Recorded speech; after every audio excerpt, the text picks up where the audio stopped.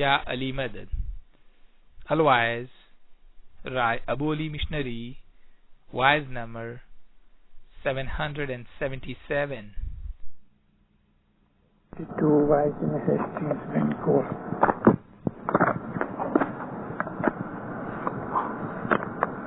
Ya Ali Madad. Dillaro. مولانا حضرت امام صاحب الزمان شاہ کریم صلی اللہ علیہ وسلم جولائی مہینے میں جب یہاں آئے اور برنبی کو جمع آنے کے وقت مولانا بھی اپنی حاضری فرمائی اور اس میں جو فرمان فرمائے اس میں سے مکھ فرمانوں کی طرف میں آپ کا دھیان کھینچنا چاہتا ہوں. آج یہ یہاں کے پروگرام کی میری آخری آواز ہے اور کل انشاءاللہ میں رخصت ہوتا ہوں اور مولا کرے گا تو تھوڑے ٹائم کے اندر پھر میں آپ کی سیوا کرنے کے لیے آؤں گا. امام نے فرمایا یہ فرمان ہمارے لیے کینیڈا کے اندر بہت امپورٹنٹ ہے.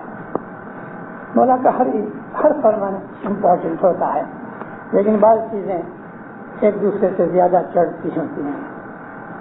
My beloved spiritual children, I would like also that during this jubilee year the generosity, the humanity, the spirit of Islam should be part of your everyday life and part of the way in which you build your bridges to other peoples in Canada. It is unfortunate, but it is a fact that in the Western world, very often the perception of Islam is affected by political events within the Muslim world, and those events tend to color the judgments that the Western world makes of Muslims. Let that not be the case for my Jamaat in Canada. Let it be clear that we live in peace. Let it be clear that we are loyal to the country of our residence and citizenship. Let it be clear that we abide by the law. Let it be clear that we wish to have open, warm and friendly relations with every community that lives in this country. These are the principles I would like to see re-established during this jubilee year. جو English سمجھتے ہیں انہوں نے اس چیز کو سمجھ لیا. مومنو, اس کے اندر امام نے ہمیں بہت سی باتیں فرمائی ہیں. ایک تو یہ یاد کرایا ہے کہ یہ جبلی برس ہے تو اس کے اندر تمہارا دل بڑا ہونا چاہیے اور بڑا دل رکھ کے جہاں جہاں ضرورت پڑے وہاں تمہاری جنراسٹی, تمہاری سخاوت, اس بھاونا کے ساتھ تمہارے اندر نمرتا, یعنی کہ انسان کے لیے, ایک دوسرے انسان کے لیے من کے اندر بھاونا اور پریم ہو گئے, اور وہ چیز اسلام کی اسپرٹ کے ساتھ ہو گئے. تمہاری زندگی کا, تمہارے جیون کا ہر دن اس اسلام کی بھاونا کے ساتھ نکلے اور یہ چیز تمہارے جیون کا ایک انگ بن جائے اور اس طریقے سے تم اپنے بھوش کا پل بناؤ. Build your bridges. یہ بریجز کون سے؟ To other peoples in Canada. یہ جو تمہارے دوسرے لوگ اس پار ہیں, ہم اس پار ہیں, اس کے بیچ میں جو برج ہے وہ مانسائی کا برج ہے, ہیومینٹی کا برج ہے, انسانیت کا برج ہے. رسول اکرم صلی اللہ علیہ وسلم فرمایا کہ ایک جھاڑ بھی ہے, ایک ٹری, بغیر کوئی کارن سے اس جھاڑ کو مت کاٹو, کارن کہ اس کے اندر بھی جیو ہے. رسول فرماتے ہیں کہ اگر تمہارے دروازے کے اوپر کبھی کوئی کافر بھی آ جائے تو بھی اس کو آبکار دو, اگر وہ دکھ میں پڑ گیا ہے تو اس کی بھی مدد کرو. ہم اسماعیلی الحمدللہ سب سے مسلمان ہیں، ہمارا دین اسلام ہے۔ میں اپنی باتوں میں بہت دفعہ کہہ چکا ہوں، ہمارا دین اسلام ہے کیونکہ اسلام حضرت امام کے گھر میں سے پیدا ہوا۔ یہ بھاونا ہمارے اندر ہونی چاہیے۔ جو چیز ہم جماعت خانوں کے اندر کرتے ہیں وہ ہمارا مذہب ہے۔ یہ مذہب جو ہے اسلام کے اوپر چلنے کا طریقہ ہے۔ اسلام کے اندر 73 سیکشن ہیں، 73 فرقے ہیں۔ ہر ایک فرقے نے اسلام کو سمجھنے کے لیے اپنا ایک طریقہ بنایا ہے۔ اسلام کے اوپر چلنے کے لیے یہ ہمارا طریقہ ہے جو ہم اپنے جماعت خانوں کے اندر کرتے ہیں۔ البتہ دنیا کے اندر میجورٹی مسلمانوں کے ساتھ ہمارا جو مذہبی سبند ہے وہ اوپر کا ہے اور وہ ڈیپ سبند نہیں ہے، کیونکہ اسلام کے اوپر چلنے کا ان کا طریقہ ہمارے طریقے سے جدا ہے، یا ایسا کہہ دو کہ ہمارا طریقہ ان کے طریقے سے جدا ہے۔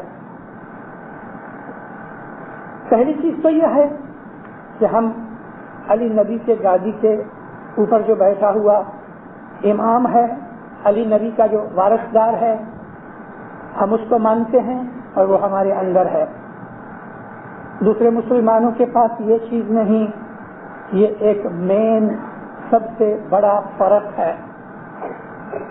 اسماعیلی مسلمانوں کے اندر اور سنی اور دوسرے مسلمانوں کے اندر جو بڑے میں بڑا فرق ہے تو وہ فرق یہ ہے کہ علی نبی کا گادی وارثدار ہمارے اندر ہے اور ہم اس کے پیچھے چلتے ہیں، اور وہ لوگ جو ہیں ان کے اندر یہ چیز نہیں، یعنی انسٹیٹیوشن آف امامت جو ہے وہ ان مسلمانوں اور ہم مسلمانوں کے اندر ایک مین فرق ہے۔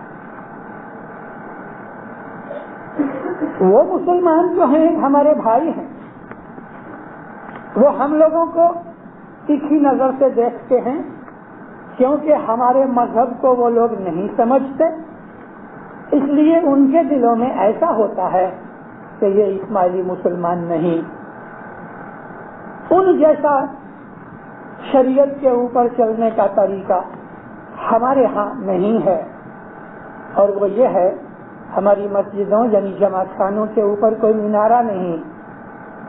ہم اپنے جماعت خانوں کے اوپر کسی آدمی کو کھڑا کر کے یا لاؤڈ اسپیکر رکھ کے ہم لوگ اذان نہیں دیتے، جو کہ امریکہ، کینیڈا وغیرہ کی اور یورپ کی اور بھی بہت سے ملکوں کے اندر اذان نہیں ہے، اندر ہی اذان دے دیتے ہیں۔ اور اذان دینا جو بانگ ہے وہ اسلام کے پرنسپلز میں سے نہیں ہے، کیونکہ رسول اکرم صلی اللہ علیہ وسلم ان کی 23 برس کی نبوت کے اندر آخری جبھی لگ بھگ 8-9 برس رہے، یعنی لگ بھگ 13-14 برس تک تو نہ مسجدوں کے اوپر چڑھ کے کوئی آدمی پکار کرتا تھا، نہ اذان بانگ دی جاتی تھی۔ یہ تو مدینے کے اندر آ کے محض لوگوں کو بلانے کے لیے بانگ کا ایک سلسلہ جاری کیا گیا، مذہب کے پرنسپل کے اندر بانگ نہیں ہے۔ دوسری چیز یہ ہے کہ ہم لوگ مسلمان یعنی ہم اسماعیلی مسلمان جب سنی مسلمانوں کے ساتھ ملتے ہیں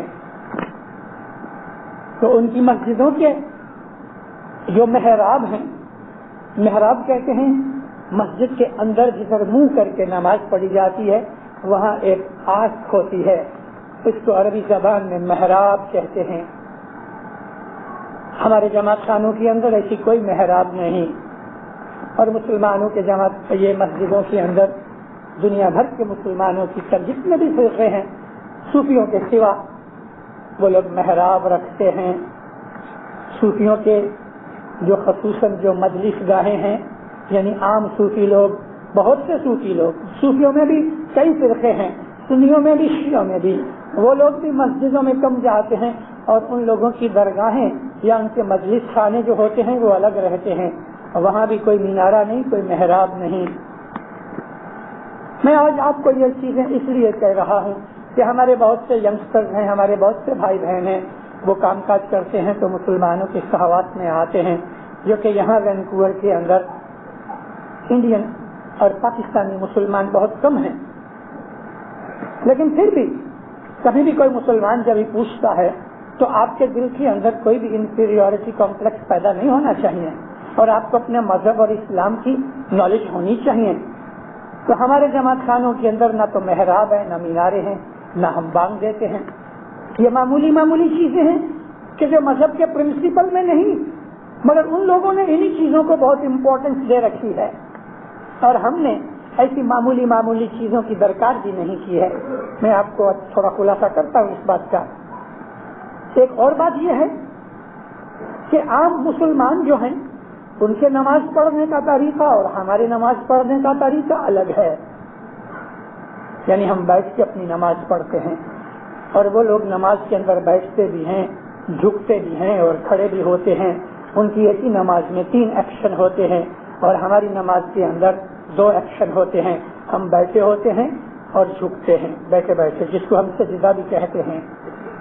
البتہ قیام جو اللہ تعالیٰ نے قرآن پاک میں فرمایا ہے، ہم قیام کرتے ہیں، صبح بھی کرتے ہیں، شام کو بھی کرتے ہیں۔ قیام کا مطلب یہ ہے ساری جماعت کھڑی ہو جائے، اور ساری جماعت کھڑی ہو کے خدا تعالیٰ کی حمد و ثنا کرتی ہے، تسبیح نکالتی ہے۔ تو یہ وہ چیزیں ہیں کہ جو عام مسلمانوں کے اندر یہی چھوٹی چھوٹی جو بہت امپورٹنٹ چیزیں نہیں ہیں اسلام میں، مگر ان کے اندر ڈیپ نالج نہ ہونے کی وجہ سے انہوں نے ان چھوٹی چھوٹی چیزوں کو امپورٹنٹ بنا لیا ہے۔ دیکھو اللہ میرے، مکہ کے اندر رسول اکرم نے جب اسلام کی اناؤنسمنٹ کی تو حضور اس وقت گھروں کے اندر یاروں دوستوں کے یا مسلمانوں کے گھروں کے اندر چھپ کے نمازیں پڑھتے تھے۔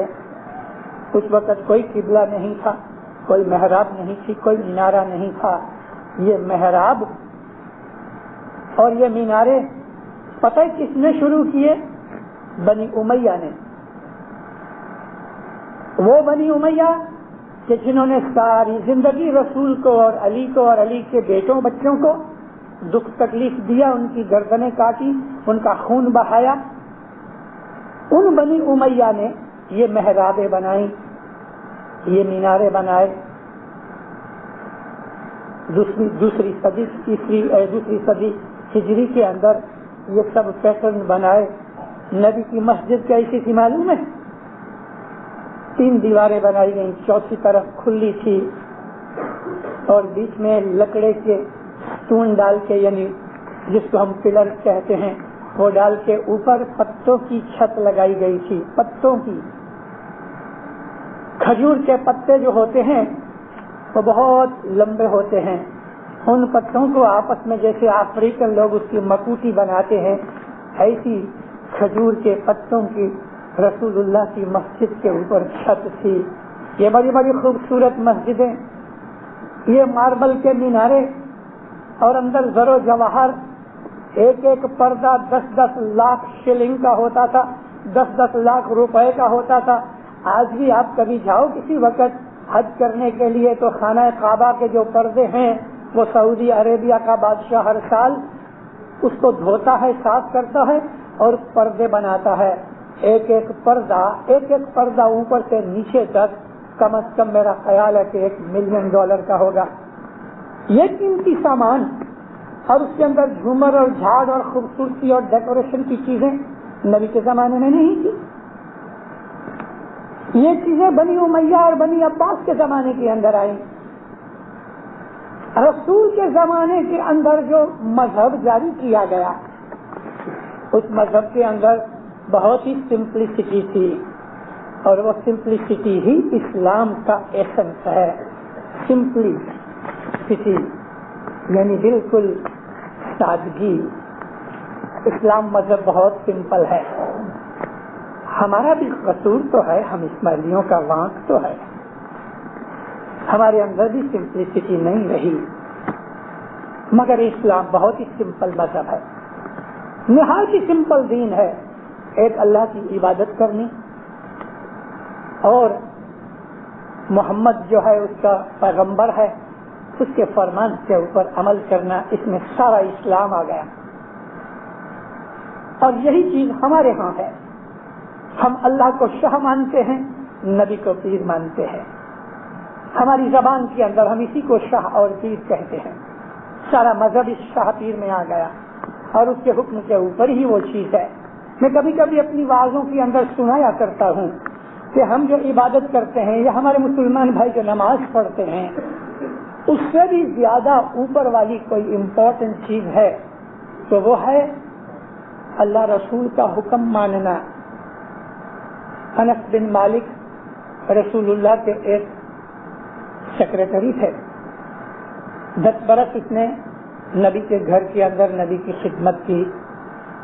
وہ خط لکھتا تھا، خط پہنچاتا تھا، پیغام لے جاتا تھا، مال لے آتا تھا. جو کچھ بھی کام نبی اس کو فرماتے تھے وہ کرتا تھا. ایک دن رسول اللہ ایک روم کے اندر بیٹھے تھے اور جو نیکسٹ ایڈجسٹنٹ روم تھا اس کے اندر انس بن مالک دوپہر کے بعد کی، جس کو ہم عصر کہتے ہیں، 4 بجے کے قریب نماز پڑھ رہا تھا. رسول اللہ کو یہ معلوم تھا کہ انس اندر ہے، کیونکہ ادھر سے ہی وہ باری نکلتی تھی دروازہ، اور کہیں جانے کی آنے کا کوئی رستہ ہی نہیں تھا سوا کہ یہ. تو نبی کو کوئی کام کی ضرورت ہوئی، محسوس ہوئی. آپ نے آواز لگائی، اے انس. ابھی انس کو نماز پڑھتا تھا نا، جواب نہیں کیا. نبی نے دوسری آواز لگائی، اے انس. یہ آواز ذرا زور سے لگائی، پھر بھی انس نے جواب نہیں دیا.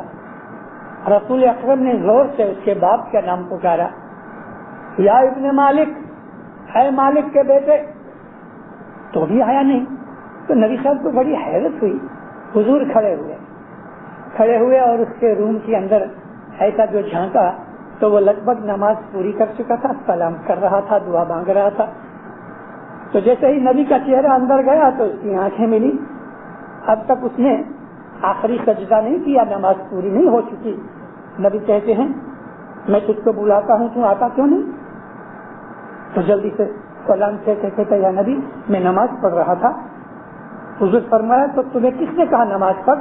کہتے یا نبی آپ نے کہا. تو فرمایا کہ ابھی میں کہہ رہا ہوں کہ تو نماز پڑھ اور میں بلا رہا ہوں تو کیوں نہیں آتا؟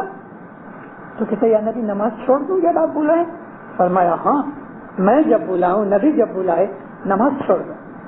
یعنی نماز سے، دعا سے حضرت امام کا فرمان زیادہ امپورٹنٹ ہے.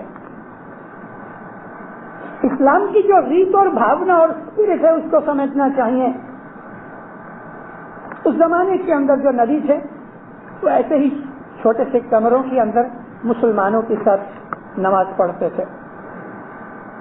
حضور نے جو نماز کا طریقہ نکالا کہ آپ کھڑے ہو جاتے تھے خانہ کعبہ کی طرف منہ کر کے، محراب وغیرہ کچھ نہیں تھے. کبھی خانہ کعبہ اس طرح ہے تو آپ ادھر منہ کرتے تھے. پھر جب آپ مدینے کے اندر آئے تو آپ نے خانہ مکہ کی طرف منہ کرنا چھوڑ دیا، کیونکہ مکہ میں ابھی تک کافر تھے. تو آپ نے اپنا منہ جو تھا وہ یروشلم کی طرف کیا، بیت المقدس کی طرف کیا. مدینہ کے اندر، مکہ کے اندر جب تک آپ تھے تو نبی صاحب خانہ کعبہ کی طرف منہ کر کے تو نماز پڑھا کرتے تھے. لیکن جب مدینے میں آ گئے تو مکہ کی طرف منہ نہیں کیا، کیونکہ ادھر ابھی تک کافر تھے اور خانہ کعبہ کے اندر ابھی تک مورتیاں تھیں. تو پھر ایک دن اسی طرح سے نماز کے اندر یہ حکم ہوا کہ یہ یروشلم کی طرف کیا منہ کر رہے ہو کہ جہاں یہودی اور نصرانی لوگ ہیں. منہ پھرا تو آپ نے منہ پھرا کے پھر خانہ کعبہ کی طرف کر دیا، کیونکہ خانہ کعبہ حضرت آدم علیہ السلام نے یہاں بنیاد رکھی تھی. قرآن شریف میں سے اس کی ریفرنس ملتی ہے. ابراہیم علیہ السلام کو حکم ہوا کہ یہ مکان ابھی گر رہا ہے، اس کو ٹھیک کرو، واپس بناؤ. تو وہ بنیادیں وہی تھی، بنیادیں نہیں نکالی. سیم بنیادوں کے اوپر حضرت ابراہیم اور حضرت اسماعیل نے خانہ کعبہ بنایا. اور ساری دنیا کے مسلمانوں کو حکم کیا کہ اپنی نماز پڑھتے وقت خانہ کعبہ کی طرف منہ کرو. کیوں؟ قرآن ایک بہت حکمت والی کتاب ہے، پڑھا کرو. قرآن پاک پڑھا کرو، قرآن ہمارا ہے. اور اسماعیلی مذہب کی ایک ایک چیز آپ کو قرآن میں سے ملتی ہے، کیونکہ اسماعیلی مذہب ہی قرآن میں سے نکلا ہے. اور ہمارے جو گنان ہیں وہ اسی قرآن پاک کی تفسیر ہے، انٹرپریٹیشن ہے. جیسے کہ قرآن پاک کی بہت سی باتیں مسلمانوں کو سمجھ نہیں آتی تو وہ اپنے امام بخاری کی اور ابو مسلم کی، ابو ماجہ کی، ابن داؤد کی، ترمذی اور واقدی کی ان کی حدیثیں نکالتے ہیں کہ قرآن کی کون سی آیت اس کا کیا انٹرپریٹیشن ہو سکتا ہے. جلال الدین سیوطی کی الایقان نکالتے ہیں اور اس کے اندر اس کی تفسیر دیکھتے ہیں، ابن کثیر کو دیکھتے ہیں. تو ہم کو قرآن کی سمجھ لینے کے لیے جنان ہیلپ فل ہوتے ہیں. قرآن شریف کے اندر حکم ہے کہ تم خانہ کعبہ کی طرف منہ کیا کرو. آپ کو معلوم ہے کیوں؟ جب آپ یہ بات کسی مسلمان کو کہو گے تو ایک دفعہ تو اس کی پپوڑی بند ہو جائے گی. دیکھو، جو لوگ انٹرسٹڈ ہیں مذہب میں ان کے لیے ایک بڑی اچھی اور بیوٹیفل چیز کہہ رہا ہوں. بی بی مریم پیٹ سے تھی. عیسیٰ نبی علیہ السلام کے پیدا ہونے کا وقت نزدیک آیا. بی بی مریم جماعت خانے کے اندر کے، مندر کے اندر کے، مسجد میں اس زمانے کے اندر وہ کیا تھا جس کو یہ یہودی لوگ سینیگوگ کہتے ہیں نا. سینیگوگ یعنی مسجد جماعت خانہ جہاں خدا کی عبادت ہوتی ہے. بی بی مریم رات دن اس کے اندر ہی رہتی تھی، وہ سینیگوگ میں ہی رہتی تھی، مسجد میں. لیکن جب ڈلیوری کا وقت نزدیک آیا تو اللہ کا حکم ہوا، اے مریم مسجد میں سے باہر نکل جاؤ، کیونکہ یہ پاک جگہ ہے، یہاں بچے کی پیدائش نہیں ہو سکتی. مریم علیہ السلام 9 مہینے اندر ہی رہی، بلکہ ساری زندگی اندر ہی رہی. لیکن اب جو بچہ پیدا ہونے کی جب ضرورت محسوس ہوئی، اللہ کا حکم ہوا کہ تم اس پوتر گھر سے نکل جاؤ. جب یہ بچہ پیدا ہوتا ہے تو وہ کوٹھڑی، وہ بیگ کہ جس کے اندر بچہ ہوتا ہے، وہ ایک پلاسٹک کی طرح ایک بیگ ہوتی ہے اور اس کے آجو باجو میں ایک اور بیگ ہوتی ہے. تو 2 بیگ کے درمیان اندر پانی ہوتا ہے، لکوڈ ہوتی ہے. وہ پانی شاک ایبزاربر کی طرح ہے کہ ماں کیسا بھی اٹھے بیٹھے ہلے بچے کو کوئی چوٹ نہیں لگتی، کیونکہ بچے کے ارد گرد پانی کی ایک تھیلی ہے اور وہ شاک ایبزاربر بھی ہے اور وہ بچے کو جتنی سوٹیبل گرمی کی ضرورت ہے اس کو گرمی پہنچاتی ہے. جب یہ بچہ پیدا ہوتا ہے تو سب سے پہلے یہ بیگ پھوٹتی ہے.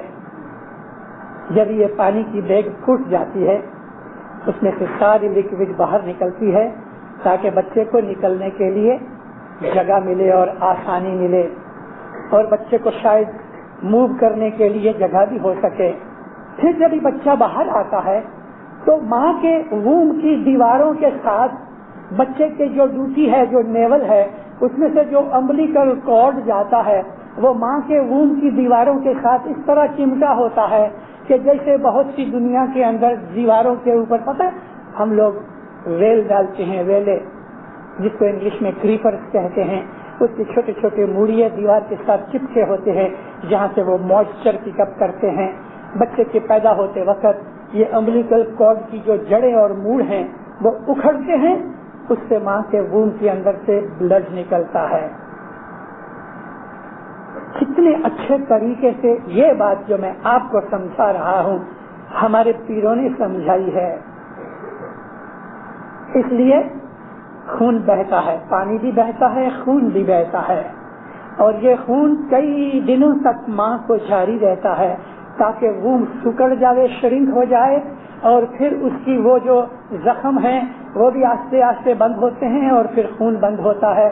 اس کو 20 دن سے لے کے 50 دن لگتے ہیں. ہمارے پیروں نے فرمایا ہے کہ ڈیلیوری کے امیڈیٹ بعد سے 13 دن تلک ماں اور بچہ دونوں ناپاکی کی انکلین کنڈیشن کے اندر ہیں. 13ویں دن ماں غسل کرے، بچے کو نہلائے اور اس کو لے کے جماعت خانے میں مکھی کے سامنے رکھے، یعنی مکھی کے پاٹ کے اوپر نہیں. میں نے ایک جگہ دیکھا ہے کہ بچے کی جب بیعت کرانے کے لیے لے آتے ہیں تو اس پاٹ کے اوپر اس کو رکھ دیتے ہیں. ایسا نہیں ہونا چاہیے. یہ پاٹ صرف حضرت امام کی مہمانی کے لیے ہی ہے، اور بچہ ہو سکتا ہے اندر اس نے پاخانہ پیشاب بھی کیا ہوئے، اس کو پاٹ کے اوپر رکھنا برابر نہیں. مفتی صاحب کی سائز میں یا اس کے سامنے اس کو لے جاؤ اور مفتی صاحب اس کو چھانٹا دے دے، ماں کو چھانٹا دے دے. اس کو کہتے ہیں ہمارے گنانوں کی بھاشا میں سوتک. سوتک کا مطلب شریرک انکلینلینس، فزیکل انکلینلینس، یہ سوتک ہے. ایک آدمی پاخانے جاتا ہے یا پیشاب کرنے جاتا ہے تو اس کے بعد وہ سوتک ہی ہے. اسلام نے حکم فرمایا ہے کہ پانی سے کلین کرو اپنے آپ کو. اللہ نے اتنے تک ہم کو چھوٹ دی ہے کہ ایسی جگہوں کے اوپر کہ جہاں پانی نہیں مل سکتا تو اللہ نے فرمایا سوکھی مٹی لو، سوکھی ڈرائی سوئل ہونی چاہیے. اور آج سوکھی مٹی کی جگہ ہم ٹوائلٹ پیپر یوز کر سکتے ہیں، لیکن ہم مسلمان ہیں. یہ کرسچن اور جیوز کو چھوڑ دو، یہ کینیڈینز کو اور امریکنز کا خیال مت کرو کہ وہ کیا کرتے ہیں، لیکن ہمارے مذہب کا ہمیں حکم ہے اور یہ چیزیں گنانوں کے اندر موجود ہیں. 100 کریا آپ کبھی پڑھو تو 100 کریا کے اندر اس کے اندر لگنیت کا لفظ ہے. لگنیت کا مطلب پاخانے یا پیشاب کے وقت اپنے شریر کو پاک کرنا. یہ لفظ ہمارے اس 100 کریا کے اندر پیر نے فرمایا ہوا ہے. تو انکلین کنڈیشن ہے.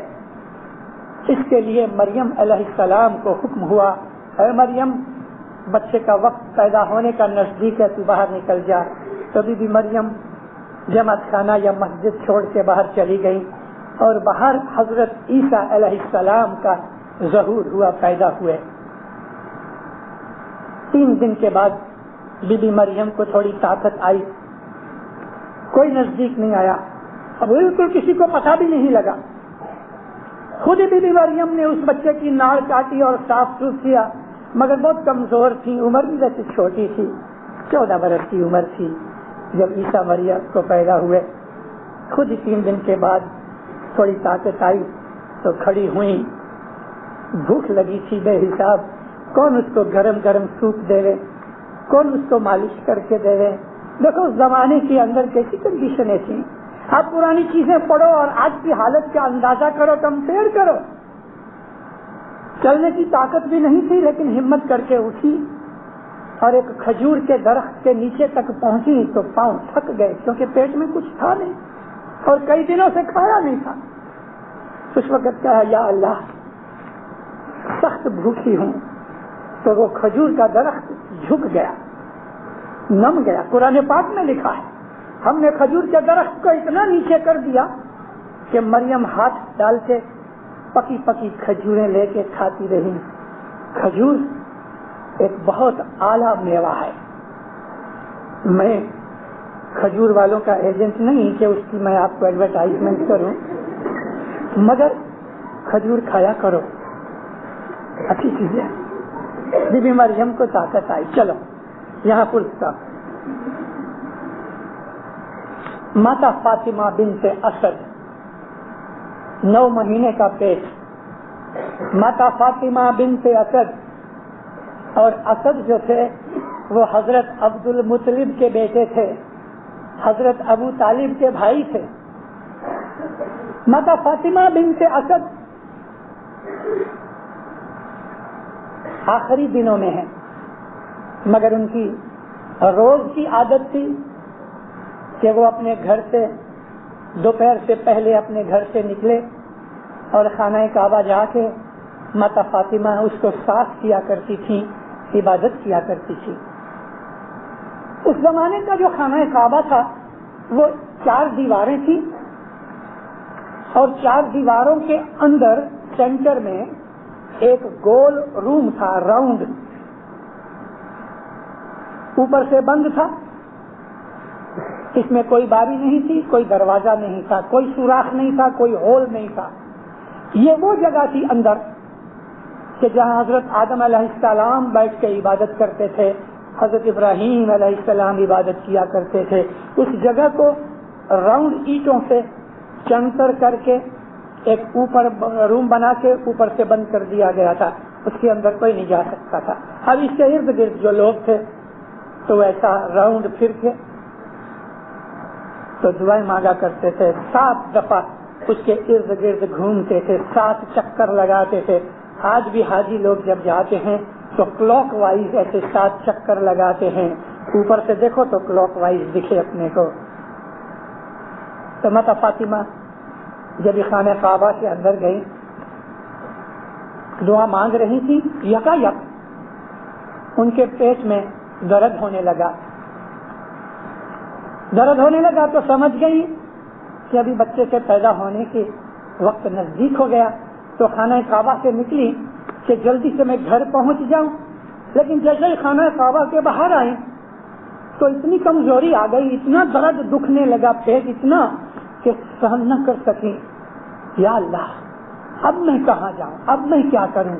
واپس خانہ کعبہ کے اندر آ گئی۔ اندر آ کے تو یہ جو گول محراب تھی، حقیقتاً جو سینٹر تھا کعبہ کا، اس کی دیوار پکڑ کے خدا کو واسطہ دیا، یا اللہ ایسی حالت میں مجھے کیسے بچہ ہوگا؟ یعنی مطلب یہ کہ شاید کوئی مرض آ جائے، کیونکہ خانہ کعبہ کے دروازے کھلے تھے۔ ایک ہاتھ سے پیٹ پکڑا ہے، ایک ہاتھ سے خانہ کعبہ کی دیوار پکڑی ہے، اور اس وقت وہ دیوار پھٹ گئی اور اتنی جگہ ہوئی کہ ماتا فاطمہ اندر چلی گئی۔ جب اندر چلی گئی تو نیچے سے دیوار بند ہو گئی، اوپر سے تھوڑا حصہ رہ گیا کہ جس میں سے روشنی اور ہوا اندر جا سکتی تھی۔ اس کے اندر مولا مرتضیٰ مشکل کشا مولائے کائنات کا جنم ہوا۔ میں نے آپ کو 2 باتیں اس لیے سنائی کہ آپ تھوڑا ان دونوں کو کمپیئر کرو۔ ایک طرف حضرت عیسیٰ علیہ السلام کی ماں جو اندر مسجد میں بیٹھی تھی، ان کو کہا کہ تم باہر نکل، کیونکہ یہ جگہ بچہ پیدا ہونے کے لیے نہیں۔ عیسیٰ نبی کو باہر پیدا ہونا پڑا، اور جب علی کی ماں کو جب درد ہوا تو اس کے لیے اللہ نے دیوار توڑ کے اس کو کہا اندر آ جا۔ خانہ کعبہ میں مولا علی کا جنم ہوا۔ وہ اسپاٹ وہ ہے کہ مولا علی سے پہلے کروڑوں برسوں تک اور مولا علی کے بعد آج تک اس کے اندر نہ کوئی عورت گئی ہے، نہ کسی عورت نے بچہ جنا ہے، صرف مولا علی کا جنم ادھر ہوا۔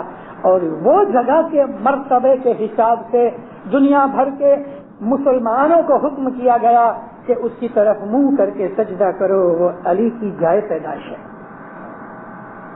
یہ ہے قبلہ۔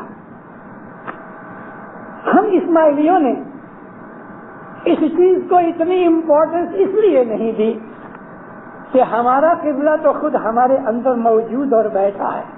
ہم اندر پاؤں رکھتے ہیں جماعت خانے میں تو کہتے ہیں ہے زندہ، کسی کا منہ ادھر ہے، مکھی کامڑیا کا منہ ادھر ہے، ان کا منہ ادھر ہے، ان کا ادھر ہے، چاروں طرف بیٹھے ہوئے ہیں، کیونکہ قرآن شریف کی ایک آیت بھی ایسی ہے، ارے اللہ تو سب جگہ ہے، تم جدھر بھی منہ کرو گے اللہ کو منظور ہے، اللہ کا چہرہ اس طرف ہے۔ مگر یہ شرف اور یہ مرتبہ خانہ کعبہ کا حج کرنا، خانہ کعبہ کے ارد گرد گھومنا، جس کو عربی زبان میں طواف کہتے ہیں اور سنسکرت میں پرکرما کہتے ہیں، یہ اس لیے کہ وہ مولود ہے حضرت علی مرتضیٰ علیہ السلام کا، وہ جگہ پیدائش کی جگہ۔ عام مسلمانوں کے ساتھ ہمارے مذہب کی چرچا اور ڈسکشن مت کرو جب تک کہ آپ کے پاس اچھا قابل سمجھانے کے لیے ہتھیار نہ ہوئے۔ مگر ہم مسلمان ہیں، مسلمانوں کے ساتھ ہمیں مل کے رہنا ہے، اور ملا کرو دینداروں۔ ہمارے اوپر ہمارے مولا نے ہمارے اوپر فرض ڈال دیا ہے کہ ویسٹرن کنٹریز کے اندر مڈل ایسٹ میں جو کچھ ہو رہا ہے وہ دھارمک درشٹی سے نہیں، پولیٹیکل درشٹی سے ہو رہا ہے، لیکن مڈل ایسٹ کے اس بناؤ کے اوپر یہاں کے رہنے والے اسلام کو کچھ اور سمجھتے ہیں۔ تم ایسے بنو، کہ جب وہ تم کو دیکھیں تو ان کے سچے اسلام کا پتہ لگے.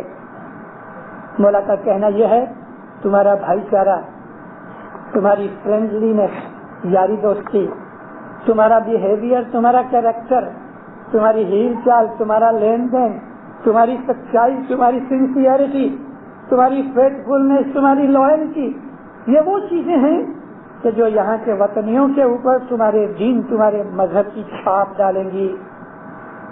مجھے بہت دکھ ہوا ایک چیز سن کے کہ بہت دفعہ اسماعیلیوں نے ادھر ایسے کام کیے ہیں کہ جس سے خود ہماری جماعت کا امیج بھی خراب ہو جاتا ہے. مومنوں، ہم اسماعیلی ہیں. جب یہاں کے کینیڈینس جو غیر قوم کے ہیں، ہم اسماعیلیوں کو پب میں یا اور پارٹیوں کے اندر شراب پیتے ہوئے دیکھتے ہیں تو ہمارا ان کے اوپر کیا اثر پڑ سکتا ہے؟ ساری دنیا کو معلوم ہے کہ اسلام کے اندر شراب حرام ہے، ہمارے اندر بھی حرام ہے. میں نے ایک واعظ میں کہا تھا کہ ایسے بھی اسماعیلی ہیں کینیڈا کے اندر کہ جنہوں نے بیسمنٹ کے اندر چھوٹے چھوٹے بار بنا رکھے ہیں اور 12-14 برس کے بچوں کو وہ بار مین کا کام دیتے ہیں اور گیسٹ کو اور مہمانوں کو وہ لوگ برانڈی، شراب اور نہ جانے کیا کیا بدبلا پلاتے ہیں. یہ ہمارا کام نہیں، یہ چیز ہمارے لیے حرام ہے. یہ چھوٹی چھوٹی چیزیں ہمارے نام کے اوپر دھبا لگانے کے لیے کافی ہیں. بے حساب بڑی بلڈنگ ہو گئے، اس کو ایک ماچس میچ باکس کی ایک سٹک کافی ہے برباد کرنے کے لیے. اسی طرح سے ہمارے ایمان کو برباد کرنے کے لیے، ہمارے ایمان کو جلا دینے کے لیے ایک چھوٹی سی چیز بھی کبھی کام آتی. اس وقت ہمیں چھوٹی لگتی ہے مگر آہستہ آہستہ اس کا بھی جو سٹارٹنگ ہوتی ہے، ایک میچ باکس لگا دو تو اسی وقت سب نہیں جل جاتا. آہستہ آہستہ اس کی آگ بڑھتی جاتی پھر ایسے اسٹینڈرڈ پہ آ جاتی ہے کہ پھر قابو نہیں آتی. شراب کا ایک گلاس ہمارے ایمان کی وہ میچ باکس کی طرح کام کر کے جلانا شروع کر دیتا ہے. شراب سے بچو، اپنی اولاد کو بچاؤ. آگے حضرت امام نے فرمایا کہ تم ایسا فیوچر بناؤ اپنی اولاد کے لیے کہ جو تمہارے مذہب کے چھاجتا ہوئے، لائق ہوئے. ہم بڑے ہو کے اگر شراب پیئیں گے تو ہماری اولاد کیا کرے گی؟ لین دین کے اندر بھی ایسے کلین اور صاف بنو، ایسے آنےسٹ بنو. بھلے کچھ نہیں بھی لکھا ہوا ایگریمنٹ، لیکن کبھی وچن دے دیا ہے تو اپنے وچن کے اوپر کھڑے رہو. اور وچن دے کے کبھی آپ کو نقصانی ہوتی ہے تو دینداروں وہ نقصان اٹھا لو. وہ نقصان اٹھا لینا اچھا ہے کیونکہ اس کی چھاپ بہت پڑے گی. لیکن وچن دے کے توڑ ڈالو گے تو دغا بازی ہوگی، فریب ہوگا. اللہ تعالیٰ کی نظر کے اندر گنہگار ہو جاتے ہیں. مولا علی مرتضیٰ مشکل کشا اپنی خلافت کے زمانے کے اندر کبھی کبھی اپنے گورنرز کو بلایا کرتے تھے، اپنے انسپیکٹر بھیجا کرتے تھے انسپیکشن کے لیے. ایک گورنر کو حضور نے بلایا، اس کے ورد میں کچھ شکایت تھی. تو گورنر آیا، ساتھ کھانا کھایا مولا کے. تو دونوں بات کر رہے تھے. رات کا وقت تھا، بتی جل رہی تھی. 2 آدمی ملنے کے لیے آئے. غلام کمبر اندر آیا، یا مولا 2 مہمان آئے ہیں، کہتے ہیں ہمیں مولا سے ارجنٹلی ملاقات کرنی ہے.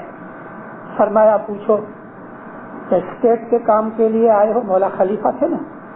اسٹیٹ کے کام کے لیے آئے ہو کہ انگت میرے پرسنل کام کے لیے؟ واپس آیا کہ سرکار، وہ کہتے ہیں ہم اپنے پرسنل کام کے لیے آئے ہیں. مولا نے فرمایا اچھا آنے دو.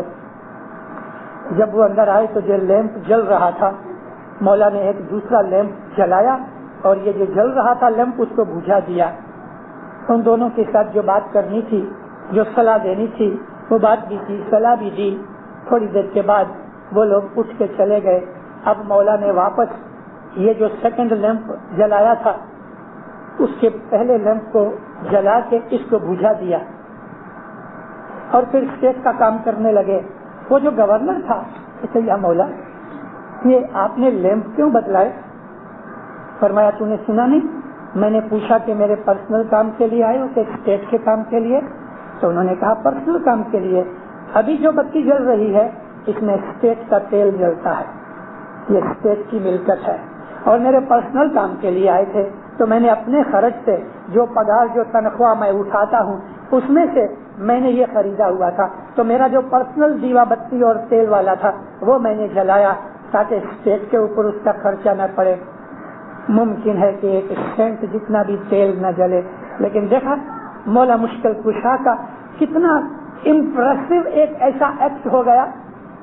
وہ تو پاک پاکیزہ ذات ہے، سبحان ہے، اس کے اوپر کوئی عیب نہیں، وہ امیکیولیٹ ہے، لیکن اس نے ہمارے سامنے ایک ایسی اچھی مثال قائم کر دی۔ کتنی ایمانداری، کتنی آنےسٹی، ہمارے اندر ایسی ہی چیزیں آنی چاہیے۔ ہم ایسے ہیں کہ ہم اپنے مولا کے روحانی بچے ہیں، اگر مولا پاک ہے تو ہم بھی پاک ہونا چاہیے۔ اگر مولا ایسا بالکل اونچا اور پوتر کام کرتا ہے تو ہمارے بھی کام ایسے ہی اونچے اور پوتر ہونے چاہیے۔ ہمارے مولا کی طرف انگلی مت کراؤ، اپنا بیہیویئر کر کے کچھ بھی ہم طوفان مستی کریں گے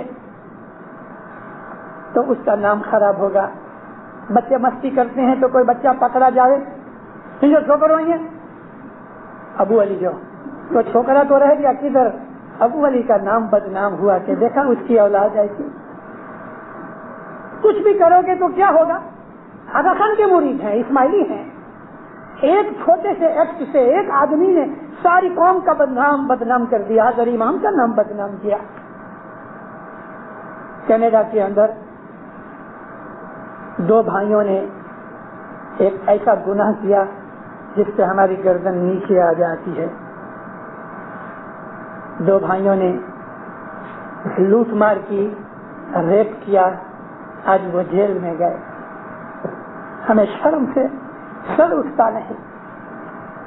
جب کوئی اسماعیلی شراب پیتا ہے دل کے اوپر ایک بھوسا لگتا ہے۔ جب اسماعیلیوں کے منہ کے اندر وہ شیطان کی ٹوٹی دیکھتا ہوں میرے دل میں ہوتا ہے یا مولا اس نے کیا گناہ کیے ہوں گے کہ یہ سگریٹ پیتا ہے۔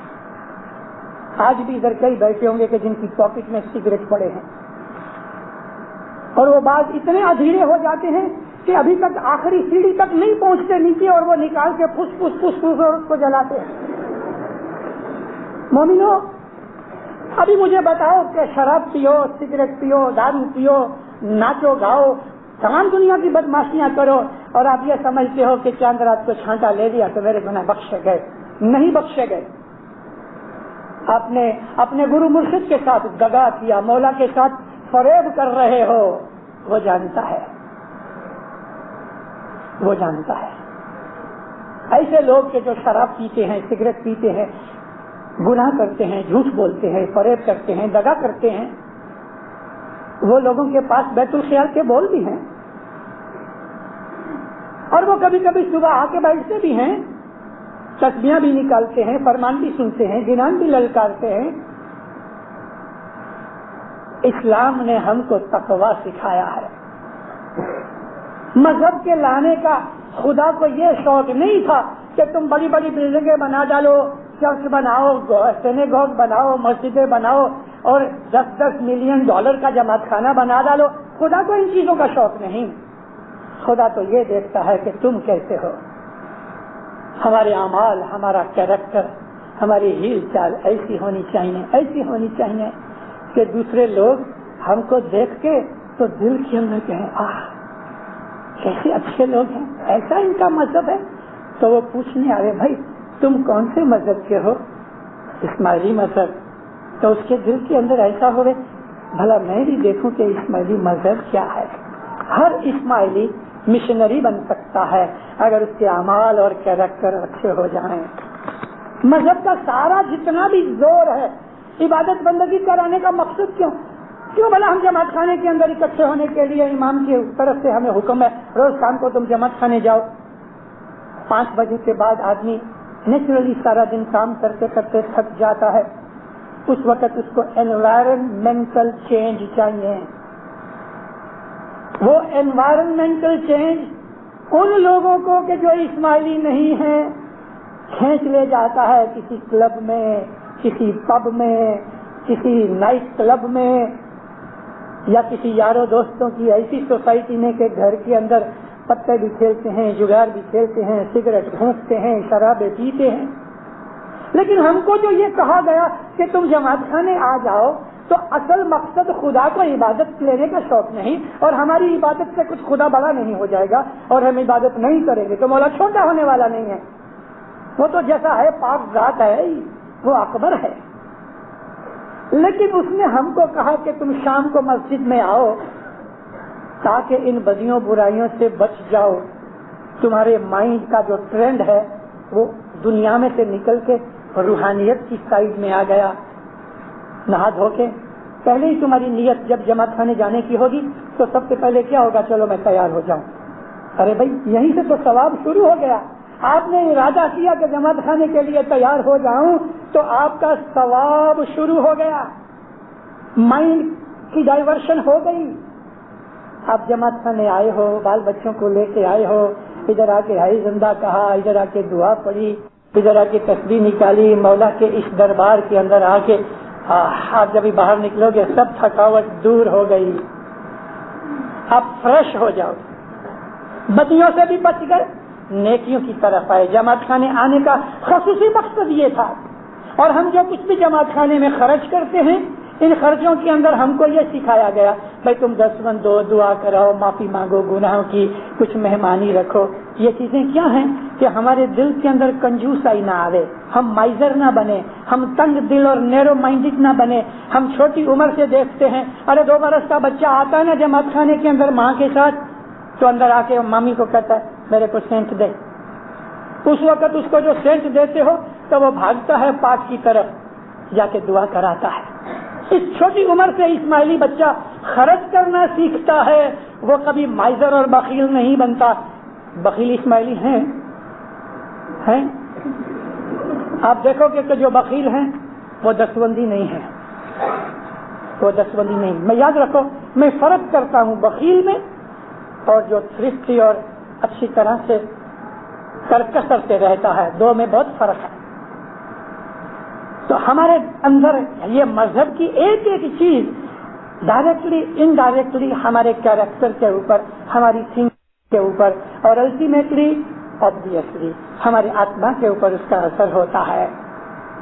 امام کا یہ جو فرمان ہے کہ تم ایسی بھاونا سے ادھر رہو کہ جب یہاں کے جو لوگ ہیں تمہیں دیکھیں اور وہ ان مڈل ایسٹ والوں کو دیکھیں تو ان کو ایسا لگے بھائی یہ بھی مسلمان ہیں، وہ بھی مسلمان ہیں، وہ خمینی والے بھی مسلمان ہیں اور آغا خان کے وہ خمینی والے بھی مسلمان ہیں اور آغا خان کے مسلمان ہیں. ان دونوں کے مسلمانوں میں فرق ہے. کچھ مہینے پہلے ٹیلی ویژن کے اوپر ایک ایرانی کو پکڑ کے پوچھا واٹ از اسلام، تو کہتا ہے اسلام مینز ریونج.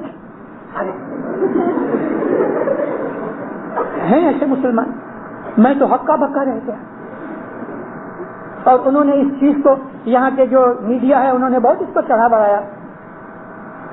ابھی انہوں نے نام مسلمان رکھا ہے مگر اسلام نہیں.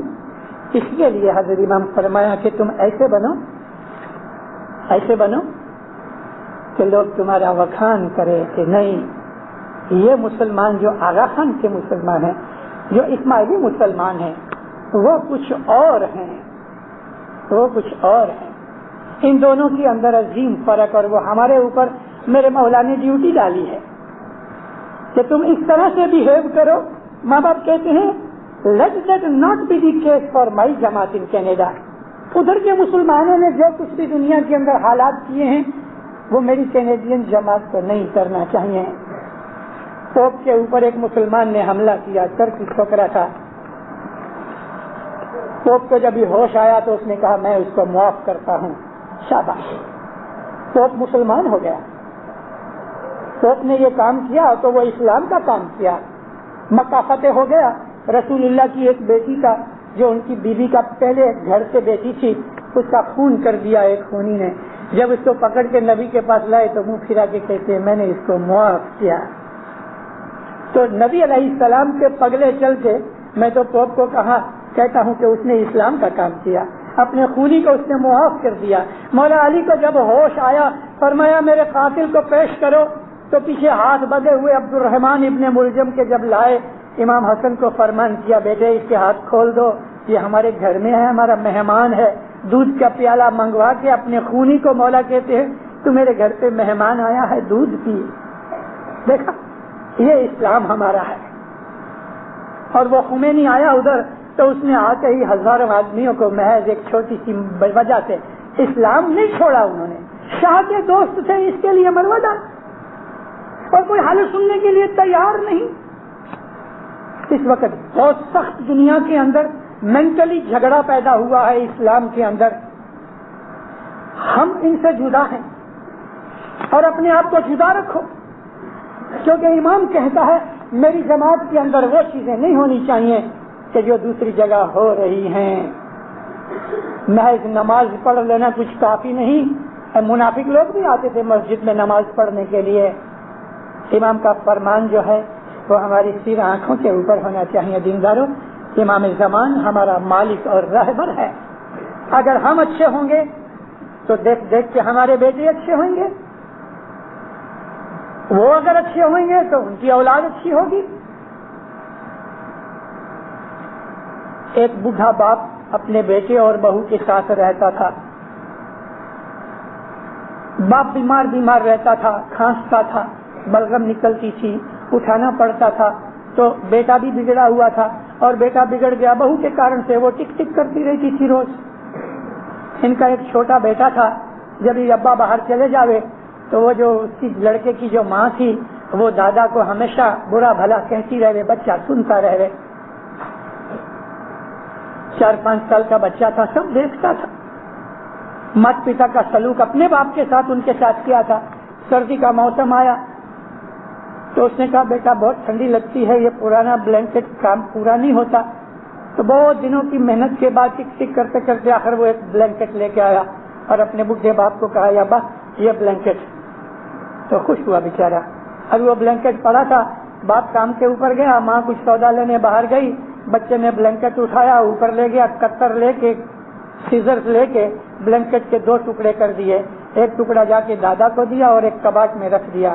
وہ دادا نے بڑا شور مچایا. جب بھی اس کی ماں آئی اور باپ آئے تو اس نے کہا دیکھ تیرے بیٹے نے یہ کیا. کیا کو ایسا کیا؟ کہتے ابا جب تم بڈھے ہو گے نا تو وہ دوسرا بلینکٹ تیرے لیے دوں گا, اس کے لیے رکھا ہے. اس نے کام پکڑا. اس کو خیال ہوا کہ یہ بچہ وہ دیکھ رہا ہے جو میں کر رہا ہوں. باپ سگریٹ پی رہا ہے, بیٹے کو کہتا ہے جاؤ نا تھوڑی ایشٹرے لے کے آؤ. بیٹا دیکھتا ہے. باپ شراب پیتا ہے, بیٹا دیکھتا ہے. بھلے باپ کے سامنے نہیں پیے گا لیکن وہ ضرور پیے گا. اگر یہی باپ پروڑیے 3:30 بجے اٹھ کے عبادت کرتا ہے, ہاتھ اٹھا کے دعائیں مانگتا ہے, دعا پڑھتا ہے, ابا کیا کرتے ہو؟ بیٹے میں مولا کو یاد کرتا ہوں. ابا بھلا مولا کدھر ہے؟ بیٹے مولا ہمارے اندر ہے. تو ابا تم ایسا باہر کیوں کرتے ہو؟ کہ یہ ایک جسچر ہے بیٹے. باپ بیٹے آپس میں گفتگو کرتے ہیں, بیٹے کے اندر ایمان بڑھ رہا ہے. باپ کمائی لے کے آتا ہے, گھر والی کو کہتا ہے دیکھ یہ پیسے ہیں, یہ دستمند لے جانا, یہ مہمانی لے جانا. اولاد سب سنتی ہے. ماں پکا رہی ہے. کیا ماں کیا پکاتے ہو؟ بیٹا جماعت خانے کی مہمانی پکا رہی ہوں. یہ پیسے دیکھ لوں؟ نہ یہ پیسے میں نے جماعت خانے کے لیے رکھے ہیں.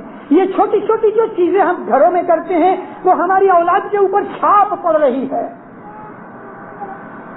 ماں اور باپ لڑ رہے ہیں, بیٹے دیکھ رہے ہیں, بچے دیکھ رہے ہیں. ان کا ریئیکشن ان کے دلوں کے اوپر ہو رہا ہے. اور یہ بچے بالکل بیچارے مجبور ہو گئے ہیں.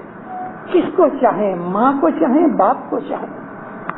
چھوٹے تھے تو وہ دونوں کو عزت کی نظر سے دیکھتے تھے, لیکن باپ کے غصے کی وجہ سے یا ماں کی جیب کی وجہ سے دونوں کے اندر جو جھگڑے ہوتے ہیں تو وہ جھگڑے پھر بچوں کو کمپلیکس میں ڈال دیتے ہیں, کنفیوژن میں ڈال دیتے ہیں. وہ بچے پھر اندر اندر دونوں میں سے ایک کو ہیٹ کرنا شروع کر دیتے ہیں. یا تو وہ باپ کو ہیٹ کرنا شروع کر دیتے ہیں یا وہ ماں کو ہیٹ کرنا شروع کر دیتے ہیں. یہ بچے جب بڑے ہو جاتے ہیں تو وہ چیز جو ان کے مغز کے اندر مات پتا نے چھوٹی عمر میں داخل کر دی ہوئی تھی وہ پھر ابھر آتی ہے, اور وہ چیز کا ریئیکشن ان کی میرج لائف میں ہوتا ہے, اور یہ چیز چلتی ہے. آپ نے اپنی زندگی تو خراب کی لیکن بیٹے کی زندگی خراب کی، اس کے بیٹے کی زندگی خراب کی، یہ جنریشن تلک کے جھگڑے چلتے رہیں گے، ساس بہو کے جھگڑے، دھنی دھنیانی کے جھگڑے، بھائی بھائی کے جھگڑے، فیملی کے اندر یہ جو جھگڑے ہوتے ہیں ان کے سیز فیملی میں سے ہی نکلتے ہیں، کہیں باہر سے نہیں نکلتے۔ اپنے گھروں میں عبادت کرو، اپنے گھروں میں خدا کا نام لو، اپنے گھروں میں محبت کرو، ارے ایک دوسرے کا دکھ اٹھا لو۔ ایک غصے ہو گیا تو تم ٹھنڈے رہو، جب وہ ٹھنڈا ہو جائے گا اس کو کہو گے تو وہ خود ہی شرمندہ ہو جائے گا۔ جھگڑو مت، لڑائیاں مت کرو۔ مرد میں غصہ ہے اور اس کی زبان جو ہے تلوار اور اس طرح کی طرح تیز ہے، وہ اس کو سامنے جواب دیتی ہے، وہ اس کو تھپڑ مارتا ہے، پھر عورت کہتی ہے مجھے مارتا ہے۔ میں کیوں مارا؟ پاگل ہو گیا تیرا خامد؟ بھائیوں بہنوں، ہم مولا کے روحانی بچے ہیں، اپنی لائف کو سدھارو، اپنے جیون کو سدھارو۔ اگر دنیا کے ان جھگڑوں رگڑوں کے اندر ہی پڑے رہو گے تو آتما کا سدھار کیسے کرو گے؟ مذہب کا تو مقصد یہ ہے کہ ہم اسپرچولی ایڈوانس بنے، ہم اپنی اسپرٹ کو ڈیولپ کریں، ہم روحانی پروگریس کریں۔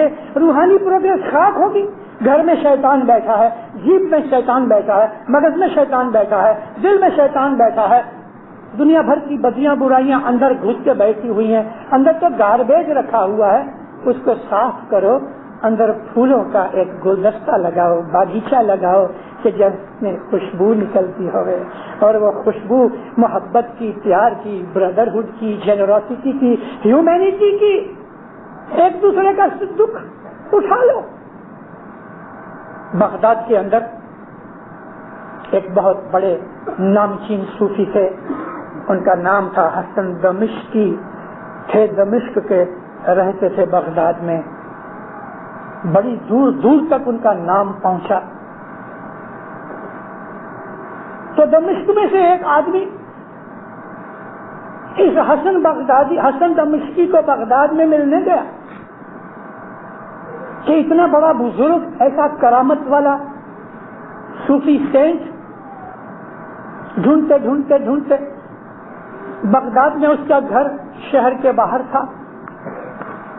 جب لوگوں سے پوچھا کہ یہاں حسن دمشقی رہتے ہیں، کیوں نہیں، بچہ ان کو جانتا ہے، فلانی جگہ ان کا گھر پہ آیا تو دروازہ بند تھا، دروازے کو نوک کیا، دروازہ کھلا تو ایک ڈاکن کھڑی تھی۔ جیسے ہی دروازہ کھلا، کیا ہے؟ ہما یہ حسن دمشقی کا گھر؟ ہاں، اس دمبی کو، وہ کتے کو تم ملنے آئے ہو؟ وہ گیا ہے لکڑیاں کاٹنے کے لیے، فلاس نے دروازہ بند کر دیا۔ یہ تو کھڑے کا کھڑا رہا، حسن دمشقی، اتنا بڑا اس کا نام، اس کو حسن بغدادی بھی کہتے ہیں۔